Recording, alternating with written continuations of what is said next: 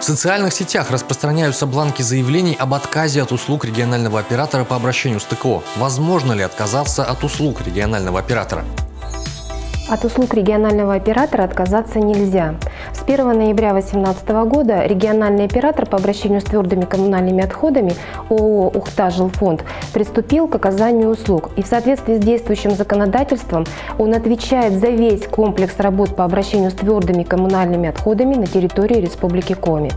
Обращение с твердыми коммунальными отходами – это коммунальная услуга, которая рассчитывается исходя из количества проживающих граждан в жилом помещении и предъявляется с момента оказания услуг.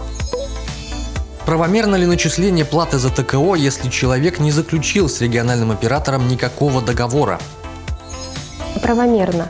Договор между потребителем и региональным оператором может быть заключен в письменной форме, либо путем совершения потребителем конклюдентных действий, свидетельствующих о его намерении потребить услугу, либо о ее фактическом потреблении. Таким образом, заключение между потребителем и региональным оператором договора в письменной форме не обязательно. Если же потребитель желает заключить такой договор, он может обратиться в адрес регионального оператора, а региональный оператор не вправе ему в этом отказать. Что делать тем, кто получил двойные счета за мусор от управляющей компании или ТСЖ и от Коми-энергосбытовой компании, услуга оператора по обращению с ТКО? Куда обращаться по этому поводу? Ситуация с выставлением двойных счетов жителям республики за какую-либо коммунальную услугу считается недопустимой.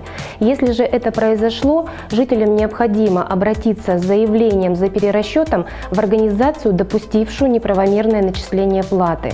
В случае управления домом управляющей организацией или ТСЖ региональный оператор вправе предъявить плату за коммунальную услугу по обращению с твердыми коммунальными отходами жителям многоквартирного дома только в том случае, если собственники помещений на общем собрании приняли решение о заключении с региональным оператором прямых договоров.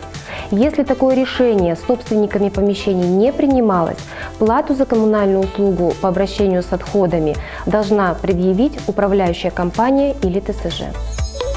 Что делать, если пришли квитанции на оплату, в которых неверно указано количество проживающих в помещении людей? Если в квитанции отражены некорректные данные, влияющие на сумму платежа, потребитель должен обратиться в адрес регионального оператора или Коми-энергосбытовой компании с заявлением о перерасчете, приложив копии документов, подтверждающих правильное начисление. Мусор не вывозится, а квитанции на оплату пришли. Почему мы должны платить за услуги, которые не оказываются? Если работа по обращению с твердыми коммунальными отходами региональным оператором не организована, то и плата за данную услугу взиматься не должна. Жители должны обратиться в адрес регионального оператора с заявлением о перерасчете платы в связи с неоказанием услуг.